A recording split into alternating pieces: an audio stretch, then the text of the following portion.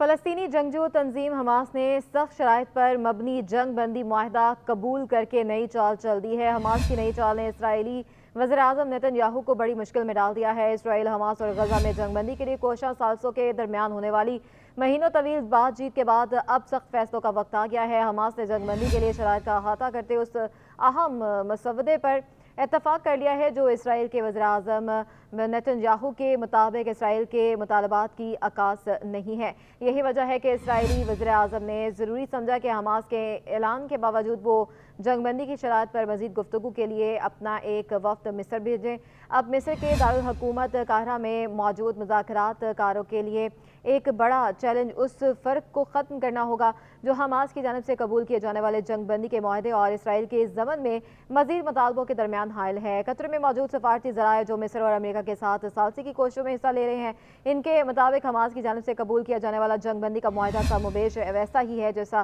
اسرائیل نے تجویز کیا ہے، بس الفاظ کا معمولی رد و بدل اور چند چھوٹی موٹی تفصیلات ہیں۔ تاہم قطری سفارتی ذرائع کے دعووں کے برعکس موجودہ صورتحال میں اسرائیل یہ فیصلہ کر سکتا ہے کہ جنگ بندی معاہدے میں پائے جانے والے اختلافات معمولی نوعیت کے نہیں ہیں۔ ایک اہم بات یہ ہے کہ حماس چاہتا ہے کہ جنگ بندی مستقل بنیادوں پر ہو، نہ کہ عارضی، اور اس کے بعد غزہ سے اسرائیلی افواج کا مکمل انخلا ہو۔ اگر امریکی مذاکراتی وفد جس کی قیادت CIA کے سربراہ ولیم برنر کر رہے ہیں اس رائے سے متفق ہو جاتا ہے کہ خلا کو پر کیا جا سکتا ہے تو نیتن یاہو کو توقع کرنی چاہیے کہ انہیں امریکہ کی جانب سے اس سلسلے میں دباؤ کا سامنا کرنا پڑ سکتا ہے۔ پیر کی شام تک اسرائیل میں عمومی رائے یہی تھی کہ حماس جنگ بندی کی شرائط کو قبول نہیں کرے گا۔ نیتن یاہو، ان کے وزراء اور بے شک غیر ملکی مبصرین اس وقت حیران رہ گئے کہ جب حماس نے شرائط قبول کرنے کے اپنے غیر متوقع فیصلے کا اعلان کیا۔ حماس کی اس چال کو پرکھنے کے دوران دو طریقے ہیں۔ ایسی تنظیم کے مایوس کن اقدامات کے طور پر دیکھا جا سکتا ہے جو اسرائیل کے مہینوں پر محیط مسلسل حملوں کے باعث بری طرح مجروح ہے اور تقریباً ٹوٹ چکی ہے، یا ایک غیر معمولی سیاسی اقدام کے طور پر جس نے نیتن یاہو کو دباؤ کا شکار کر دیا ہے۔ دوسری وضاحت زیادہ قابل اعتبار ہے کیونکہ حماس کی جانب سے شرائط قبول کرنے کی پیشکش نے اسرائیلی کی غزہ جنگ میں متعلق منصوبوں اور مفروضوں کا خاتمہ کر دیا۔ اسرائیل غزہ جنگ کے اگلے مرحلے میں اپنی چالوں اور حکمت عملی کی بنیاد اس مفروضے پر قائم کر رہا تھا کہ حماس کے روپوش سربراہ یحییٰ سنوار کبھی بھی جنگ بندی کو قبول نہیں کریں گے، اور اسرائیل نے حماس کی جانب سے جنگ بندی کی پیشکش نہ ہونے کو غزہ میں زمینی فوجی آپریشن شروع کرنے کے اپنے فیصلے کی وضاحت کے طور پر استعمال کیا تھا۔ امریکہ کے موقف بہت واضح ہے کہ وہ رفح میں کسی بھی زمینی اسرائیلی کارروائی کے خلاف ہے جس میں مزید فلسطینی شہریوں کی جانوں کو خطرہ ہو سکتا ہے۔ اسرائیل نے رواں ہفتے تقریباً 1 لاکھ فلسطینیوں کی مشرق رفح سے نقل مکانی کرنے کی تنبیہ کی تھی، اور اسرائیلی وزیر دفاع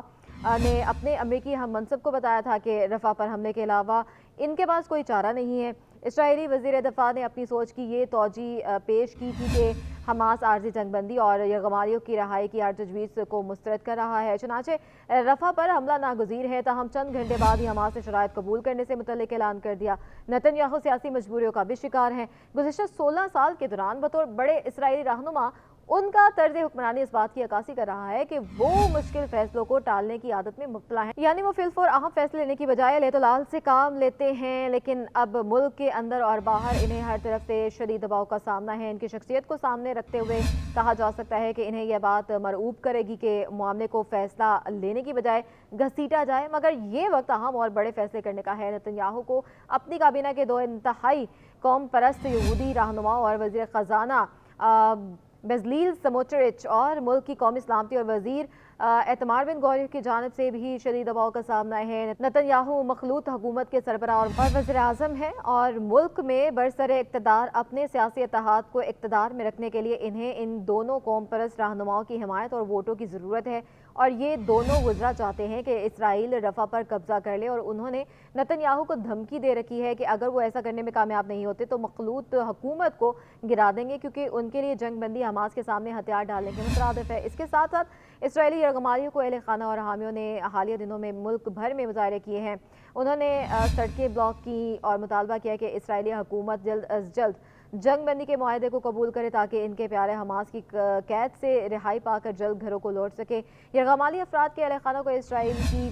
मौजूदा काबीना में मौजूद वुज़रा बेनी गैंजेस और गावी आयरनकोट की हमायत हासिल है। ये दोनों अपोजिशन रहनुमा हैं जिन्होंने हमास के 7 अक्टूबर के हमलों के बाद इसराइल की जंग काबीना में शमूलियत अख्तियार की थी और जंग बंदी ना होने और यरगमालियों की बाहिफाजत वापसी ना होने की सूरत में वो हुकूमत से अलहदा हो सकते हैं। अमेरिका भी चाहता है कि जंग बंदी का मुआहदा हो जाए। अमेरिकी सदर जो बाइडन को इसराइल के लिए अपनी हमायत महंगी पड़ रही है और अमेरिका में होने वाले सदारती इंतखाबात इस साल में उन्हें इस हमायत के साथ कीमत भी अदा करनी पड़ रही है। अगर सदर बाइडन ये फैसला करते हैं कि जंग बंदी का एक काबिल कबूल विजन मौजूद है तो इसराइली वज़ीर-ए-आज़म पर इसे कबूल करने के लिए दबाव डालेंगे और अगर सदर बाइडन नेतन्याहू को जंग बंदी कबूल करने पर मजबूर करते हैं तो नेतन्याहू अपनी मखलूत हुकूमत की बका और 7 अक्टूबर के हमलों के बाद अमेरिकी सदर की जानब से दी जाने वाली अहम हमायत से किसी एक का इंतखाब करना पड़ेगा उन्हें। और इसराइल में अमूमी तासुर यही है कि नेतन्याहू जंग को तूल देना चाहते हैं ताकि इन गलतियों पर पर्दा डाला जा सके जिनकी वजह से हमास 7 अक्टूबर को इसराइल में घुसकर तकरीबन 1200 इसराइलियों को हलाक और 240 को यरगमाल बनाने में कामयाब हुआ है। जंगबंदी का मतलब ये भी होगा कि इसराइल ने हमास पर मुकम्मल फतह हासिल नहीं की।